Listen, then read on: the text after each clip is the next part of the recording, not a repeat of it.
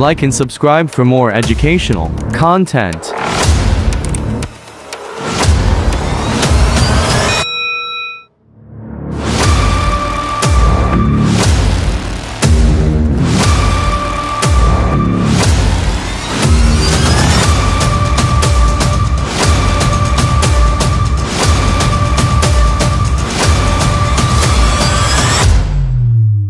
Hello વિદ્યાર્થી મિત્રો, Larry accounts વાળામાં આપનું હાર્દિક સ્વાગત છે।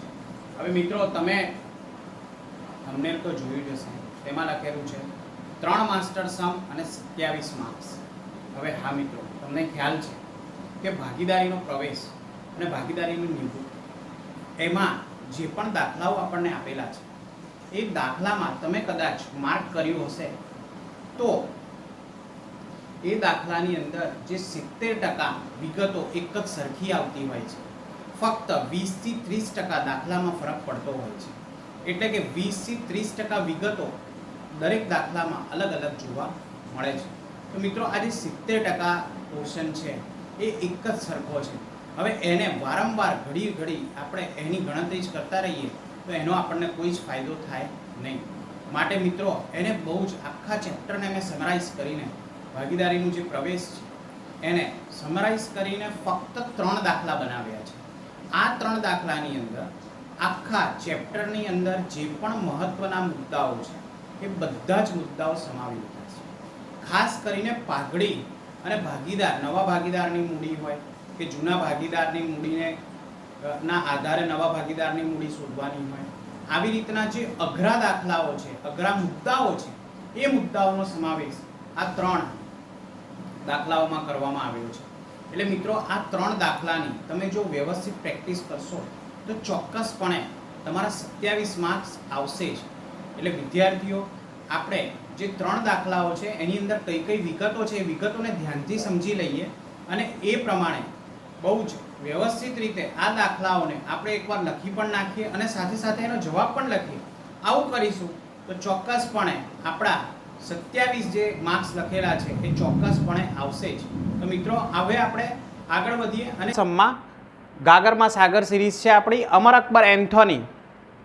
આ દાખલાની અંદર મિલકતો અને દેવાની કિંમતમાં ફેરફારનો સમાવેશ કરેલો છે।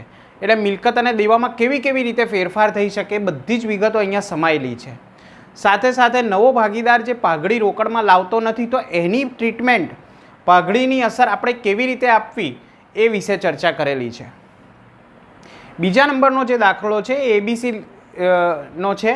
એમાં આપણે અનામતો, જોગવાઈ અને નહીં વેચાયેલ ખોટની અસર ભાગીદારોના મૂડી ખાતામાં કેવી રીતે આપવી, અનામતો અને જોગવાઈઓ પુનર્મૂલ્યાંકન ખાતામાં કે પછી પાકા સરવૈયામાં કેવી રીતે લખાશે એની વિગતવાર માહિતી આપી છે।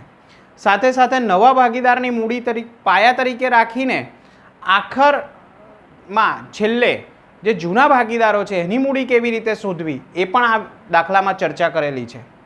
ચાલુ ખાતામાં અસરો, અમુકવાર ચાલુ ખાતું આપેલું હોય છે, અમુકવાર નથી આપેલું હોતું। અહીંયા ચાલુ ખાતામાં અસરો આપવી તો ક્યારે ચાલુ ખાતામાં અસર આપવી ને ક્યારે મૂડી ખાતામાં અસર આપવી એનું કારણ શું છે એ કારણની પણ આમાં ચર્ચા કરેલી છે મિત્રો। છેલ્લે આપણા ત્રીજા નંબરનો જે દાખલો છે XYZ લિમિટેડનો છે, XYZ નો છે। એમાં આવકો અને ખર્ચને લગતા મુદ્દાઓ, એટલે નહીં ચૂકવેલ ખર્ચ, અગાઉથી ચૂકવેલ ખર્ચ, એવી બધી માહિતી આમાં આપેલી છે। સાથે સાથે જૂના ભાગીદારોને આધારે નવો ભાગીદાર, જ્યારે નવો ભાગીદાર મૂડી લાવતો હોય તો એની મૂડી ચોક્કસપણે આપી દેવામાં આવતી હોય છે, પણ આ દાખલામાં મૂડી આપેલી નથી। હવે એ નવો ભાગીદાર મૂડી લાવશે તો એ કેવી રીતે શોધવી એની અહીંયા વિગતવાર ચર્ચા કરવામાં આવી છે। એટલે મિત્રો, આ 3 દાખલામાં અલગ અલગ પ્રકારે પાઘડીને લગતા મુદ્દાઓ અને નવો ભાગીદાર જે મૂડી લાવે છે એને લગતા મુદ્દાઓનો આપણે સમાવેશ કરી લીધો છે।